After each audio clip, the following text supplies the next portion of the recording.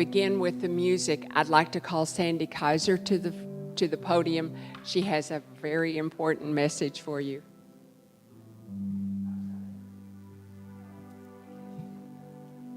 I noticed. Well, I guess all of you know that next week we have a visiting minister here to interview with us. But now I'm going to offer you a different opportunity. We would like to invite all of you to become sponsors for his visit. He's coming from Maui, Hawaii. And so we are looking for sponsors to help with his travel and for his accommodations. Any amount is accepted. Just whatever you feel you can do.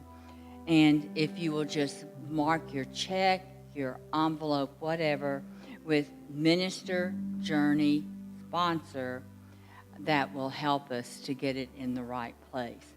So if you can, any amount that you could give to help with his coming over would be greatly appreciated. Oh, darn, I forgot this at 9:15. Everybody's invited to dress Hawaiian.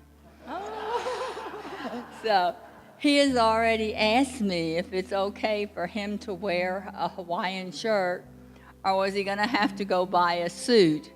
And I said, we're not suit people. So, just the Hawaiian shirt. So if you have a Hawaiian shirt, please feel free to wear it and welcome him next week. Thank you.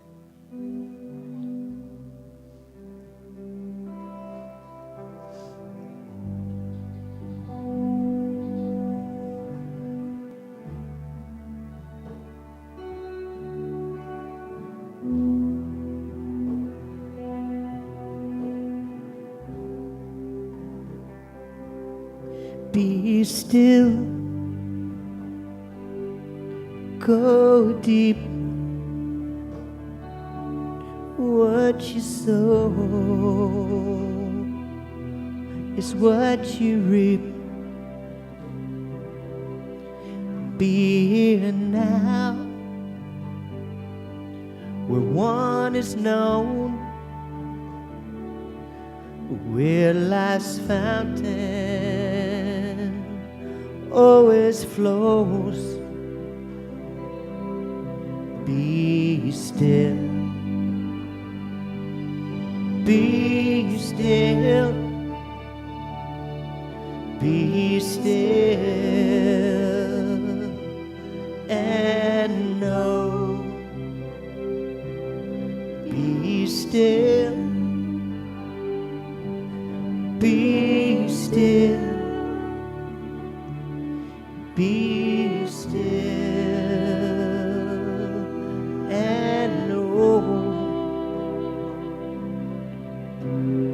Om Gum Ganapati Namaha, Om Gum Ganapati Namaha, Om Gum Ganapati Namaha, Om Gum Ganapati Namaha, Om Gum Ganapati Namaha, Om Gum Ganapati Namaha, Om Gum Ganapati Namaha. Be still, go deep. What you sow is what you reap. Be here now, where one is known, where life's fountain always flows.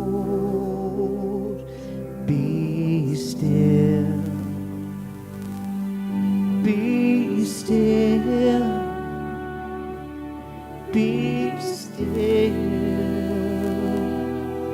and know. Be still, be still. still, be still, and know. Om Ganapati Namaha. Om Ganapati Namaha. Om Ganapati Namaha. Om Ganapati Namaha. Om Ganapati Namaha.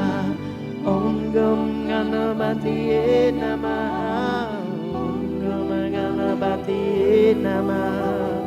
Om Ganapati Namaha. Om Ganapati Namaha. Om Ganapati Namaha. Om Ganapati Namaha. Om. Be still.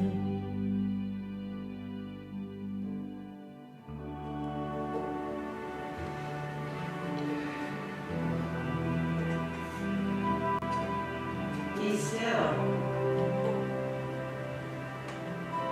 Be still and know.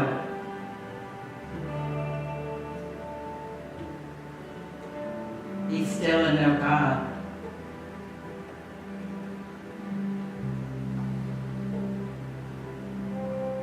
Allow yourself that deep exhalation, releasing and releasing further. Allow yourself to feel the muscles in your toes all the way up to your shoulders to relax. And as you get to your shoulders, allow your shoulders to relax. Letting them go. Let your jaws relax. Just relaxing. Here we are at a time and a place where we can let go and go within to be. To be at one with pure being, pure spirit. To know that the substance of love is all around us, all moving through us. And we relax further. This is the moment. This is the moment that we have to relax and celebrate the divine that moves us, heals us, loves us, calls us forth on our spiritual journey. This is the moment.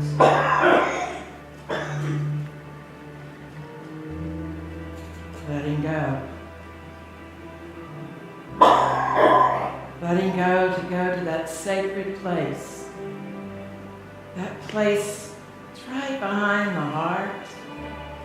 A place where you go within and shut the door that you may hear. You may hear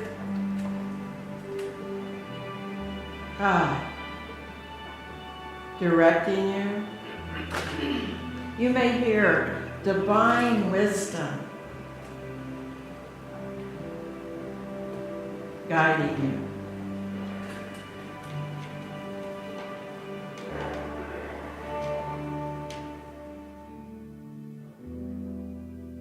Into the silence with open hearts and open minds, we rest.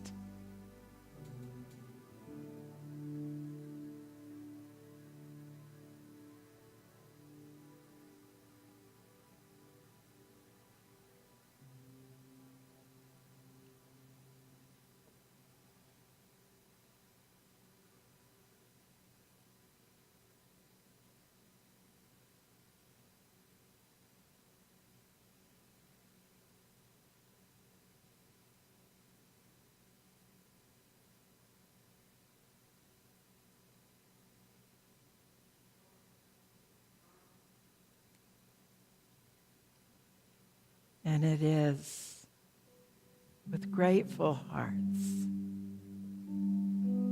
that we allow our focus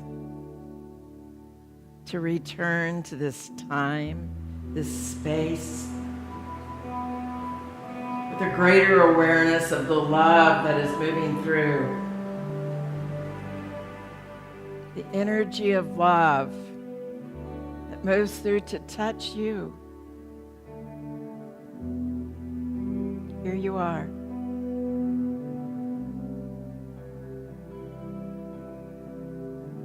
Grateful, thankful,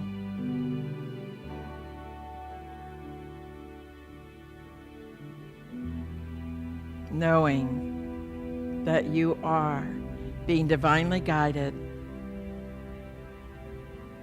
And so we return to this time and space with joy. And so it is.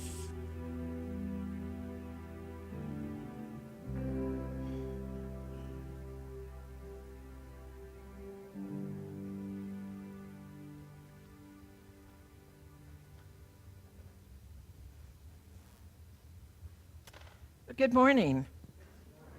I'm Reverend Sondra von Gyllenband. I am your temporary minister, and it is good to be here and good to have you here. And now we have some great music by our Unity singers. They always touch my heart. I trust they do the same for you.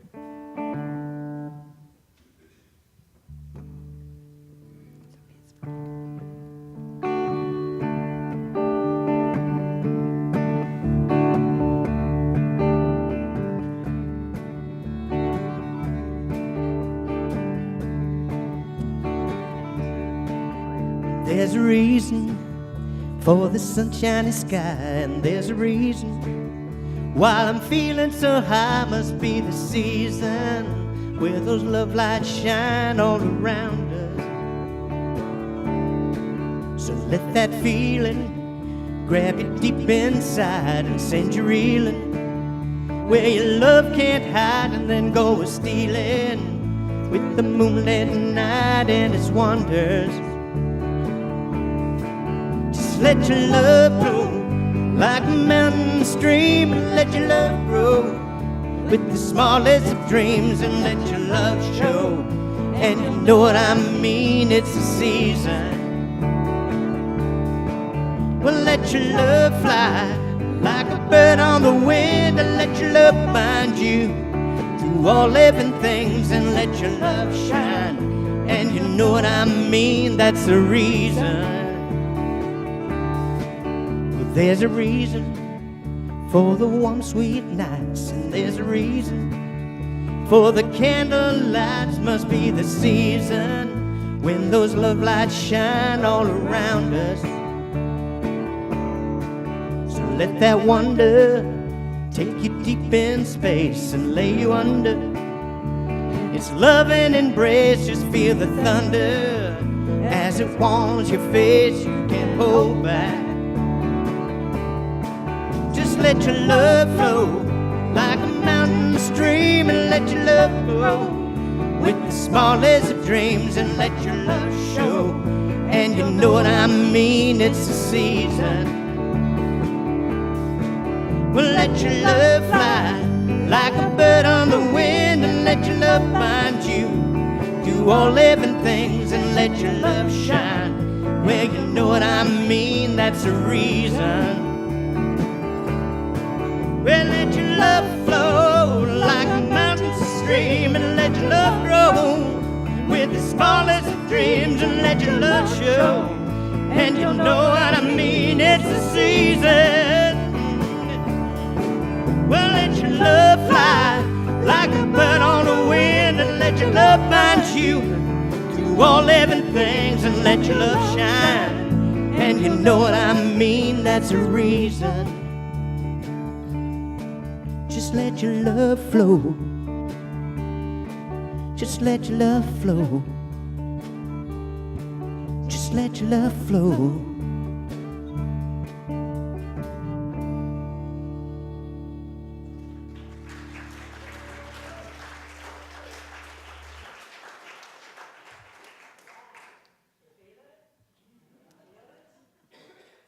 seeing some new faces, people that are here for the first time.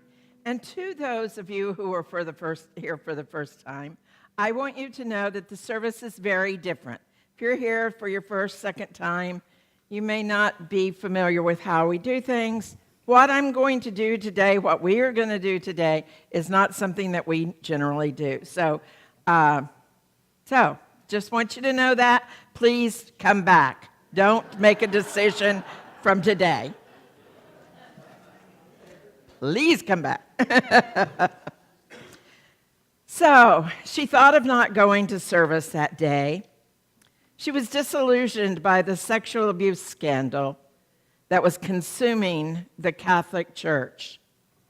She considered skipping Mass for the first time in 4 decades. In fact, she considered leaving Catholicism. But this 87-year-old DC woman managed to get herself to the church, and she sat in the pews, and what she heard from a young, impassioned priest was that he urged people to forgive and continue in the church. He apologized. Well, that really isn't what he did. He said, "For all your frustrations that this has caused you, I express my condolences." Been a painful summer for the Catholic Church, and I want to be real clear here. I am not bashing the church, the Catholic Church. I am not, but they have been under a lot of scrutiny and they've had a lot of problems. I know for a fact that it is not just Catholic churches that have situations that come up around sex scandals, drug scandals, that sort of thing. But it's been so in the news that I feel like it's important that we talk about it. That we talk about what happens to people when spiritual leaders of any denomination hurt their congregants. And that may be something as serious as sexual abuse, or it might be something as minor as things that I've done, and I know I've done it, of promising somebody I would call and forgetting to call. Especially if you ask me on Sunday, I'm liable to forget it. I know Linda's got the same thing going on, so, I know that we forget things. I know that there are ways that we have disappointed people. I don't know how and what necessarily, but I know that there have been situations where you've been disappointed. Again, I'm going to talk about the Catholic Church because it is so in the news right now. So there was a grand jury that investigated and revealed a systematic cover-up by the church leaders of child sex abuse. The report is very graphic, if you've heard it. It details the alleged abuse, and it's alleged 300 priests did this over with 1,000 children over a 70-year period. I just can't even fathom it. I can't even fathom it. There was a young priest that had actually started school, and while he was in school, he realized what was happening. And he went to the bishop, and he said, "This has got to stop." And the bishop told him to be quiet. To be quiet. The man started going to other priests, asking them to boycott and stop this. They told him to be quiet. Needless to say, he had to leave the church for his own good. We know oftentimes when we try to suppress something, it pops up in other areas. And I would say that this might be one of those places where it's true. I also know of an evangelistic church in Colorado that every Sunday the man talked about how sinful homosexual immorality is every Sunday, and how bad drug use was. Every Sunday, he pounded on this. He had a very large church. He also had a young boy that he had been keeping as his sexual partner for years, paying him. And he also had a cocaine addiction. And it all came up, and needless to say, he was pushed out of the church. But there were church members that saw that he was making a mistake and continued to love him. You know, I can't say where we should go or what we should do in terms of once it comes out. I don't know. Can we forgive that? I think so. Can it happen quickly? I don't know. But I do know that as a minister, I feel very responsible to let you know and to apologize to you for this stuff that has happened by other clergy, by other entities, the whole church. You know, there are organizations that hold beliefs that are very painful to people, and they condemn people, and they tell them they're wrong, and they shouldn't be there, and they shouldn't do this. Again, I feel it's my place to apologize. So often we think that it's all about them being sexual predators, that they're pedophiles. We think that, you know, they went into the church for that reason. I don't know. I don't know that. In Pennsylvania, it was reported that there were thousands of children that were victims. In Chile, there was a church abuse scandal that exploded earlier this year. 31 active bishops offered to resign en masse over the handling of the abuse. 31 bishops. We're not talking about priests, we're talking about bishops. So it's time that we allow ourselves to heal. The Pope Francis, is it Francis? Thank you. Yes, I'm right. Okay. I'm right. Oh my goodness, I didn't disappoint. Goodness. So, Pope Francis said, "Let us beg forgiveness for our own sins and the sins of others. An awareness of sins help us acknowledge the errors and the crimes and the wounds caused in the past, and allows us in the present to move openly forward, committed along a journey of renewed conversion." Thousands and thousands of victims over the years. It began long ago, and it continues. Obsession and sexual control due to religious entities having a desire to hold something over you. It happened with kings. It happened back in the ages that it was about controlling. It was about power. About power.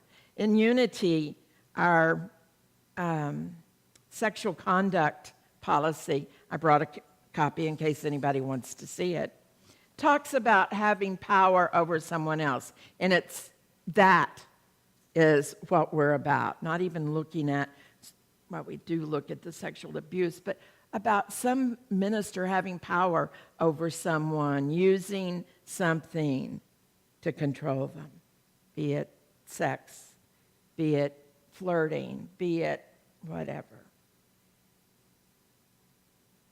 This is not right. This is not right. We use homosexuality as a scapegoat in some congregations to say that somebody is not as good as. So the Catholic Church says we're all messed up. We're all messed up. In an article written about the abuse, Augustine theological cover-up concluded that original sin was actually passed down through the sex act, which he could never reconcile in his own personal life. And then this statement I just felt was so important. Hence, the church became a place for sexual anorexia and bulimia. I thought, yes, we do that, yes. So an apology is an expression of regret. It is an expression of being wrong about something. It's an expression of not being able to do something right. We are here, I am here today to apologize to you. So we are going to do something. There are 4 of us. We will be coming down the aisles. So, Marianne, if you will take this aisle, I will take this aisle, Linda will take this aisle, and Trish will be on this aisle. We will be going down the aisles, and we will be apologizing to you. Now, there may not have ever been anything that happened. There may never have been any clergy, any religious organization that has hurt you or disappointed you in any way. So to you, I say, God bless you, and I also say, will you be willing to carry this out into the community for someone that has received such a thing? It doesn't require you to do anything other than receive it and know that someday your energy will touch somebody that has some need for healing. So all of this is about is healing. And so I invite you to be with it. There's some downtime for you to pray for those people who are suffering, who are healing, who are in a stage of moving into forgiveness. That is indeed the answer, is that we forgive. So we begin. So we begin.